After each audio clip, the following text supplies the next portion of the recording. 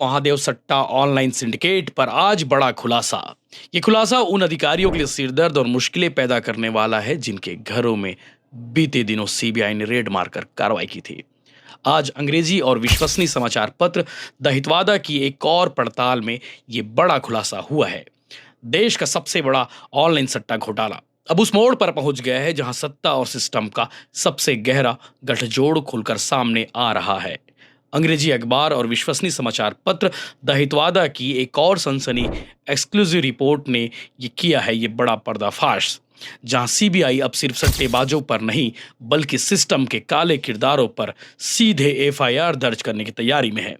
Report के अनुसार अब सीबीआई तैयार कर रही है एक नई एफआईआर जिसमें शामिल होंगे छत्तीसगढ़ के आईपीएस, स्टेट पुलिस सर्विस और राज्य प्रशासनिक सेवा के अफसर, जिनके ठिकानों पर 26 और 27 मार्च को देश भर में एक साथ मारे गए थे छापा।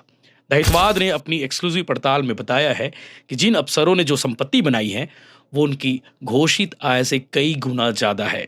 सीबीआई को मिले डिजिटल और दस्तावेजी सबूत से ये साफ दर्शाते हैं कि सिंडिकेट के सरगनाओं से हर महीने करोड़ों की घूस ली जा रही थी, जिससे लग्जरी प्रॉपर्टी और बेहिसाब जमीन जायदाद खरीदी गई।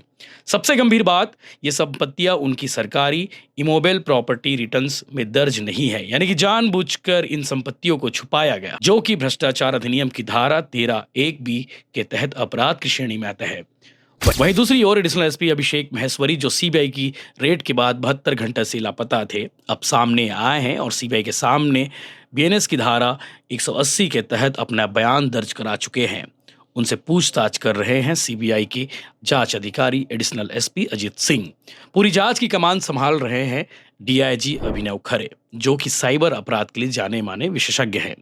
और अब नया मोड़, सीबीआई की रडार पर आए कुछ सीनियर आईपीएस अधिकारी अब सरकारी गवाह यानी कि गवर्नमेंट अप्रूवर बनने की कोशिश में लगे हैं, लेकिन सीबीआई उनकी मंशा को लेकर आश्वस्त नहीं है। सीबीआई सूत्रों के अनुसार जिन्होंने शुरुआती में चुप्पी साधी थी, अब अचानक सच बोलने की होड़ में लग गए हैं। पर अब फैसला सिर्फ सबूतों से होगा, बयानबाजी से नहीं।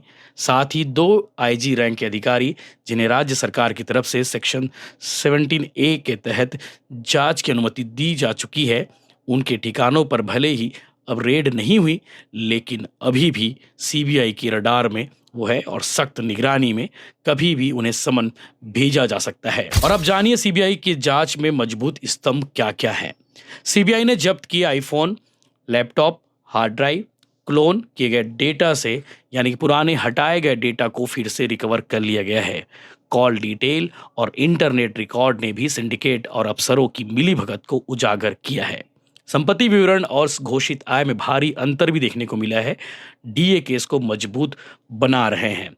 ये सिर्फ घोटाला नहीं, पूरे सिस्टम को सड़ांध का पर्दाफाश है। दहितवाद और उनके खोजी पत्रकार मुकेश एस सिंह ने फिर साबित किया है, जब सच्ची पत्रकारिता होती है तो सिस्टम की नींव हिल जाती है। सीबीआई अब एक और एफआईआर की ओर बढ़ रही है और शायद यही वो मोड़ है जहां कानून का पलड़ा वाकई में भारी पड़े। सीबीआई की इस कार्रवाई को लेकर आप क्या कहेंगे? अपना विचार जरूर व्यक्त करें।